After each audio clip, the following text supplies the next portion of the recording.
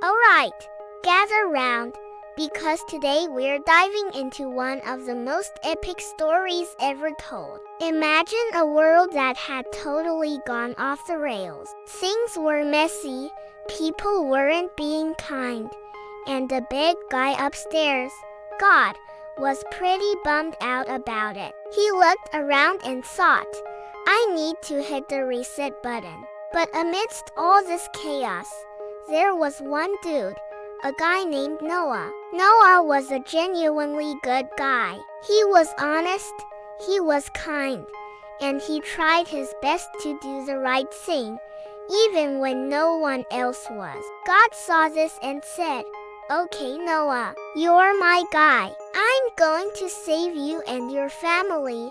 So God gave Noah a project, a really big one. He told him, I want you to build a boat.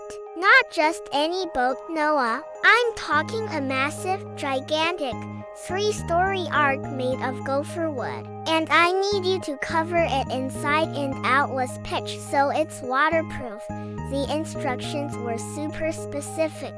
450 feet long, 75 feet wide, and 45 feet high. That's like 1.5 football fields long. Can you imagine the neighbors? Hey Martha, what's Noah building over there? It's blocking our sun. For years, Noah and his sons Shem, Ham, and Japheth worked on this colossal vessel. People probably laughed, pointed, and called him crazy. A boat on dry land? Noah, you've lost it. But Noah kept his head down, trusted the plan, and just kept hammering away. Then came the next part of the instructions, and this is where it gets really wild. God told Noah to gather animals, 2 of every kind, a male and a female, and not just the cute and cuddly ones. We are talking lions,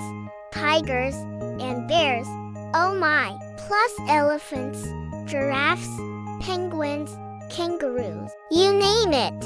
A parade of creatures, big and small, started lining up, 2 by 2, and marching right onto the ark. It must have been the craziest, noisiest, and probably smelliest procession in history. Once Noah, his wife, his sons, their wives, and the entire animal kingdom were safely on board, God himself shut the door. And then it started. A little pitter-patter at first, then a drizzle, then a downpour. Rain like no one had ever seen before. It rained for 40 days and 40 nights, non-stop. Water came up from the ground and down from the sky until the highest mountains were completely covered. Inside the ark, it was a floating sanctuary. Imagine feeding time for all those animals. It must have been a full-time job. For 150 days, the ark just floated on this massive, worldwide ocean. There was nothing to see but water in every direction.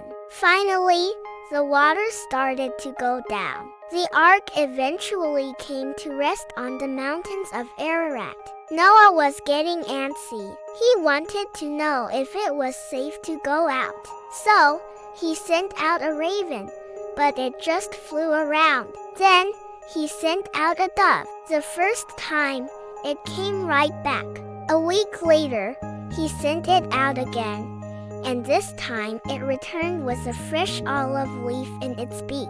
That was a sign. Land was reappearing. The reset was complete. After more than a year on the water, God gave the all clear. The door opened, and out they came Noah, his family, and all the animals, stepping onto fresh, clean earth. The first thing Noah did was build an altar to thank God for keeping them safe. And God made a promise.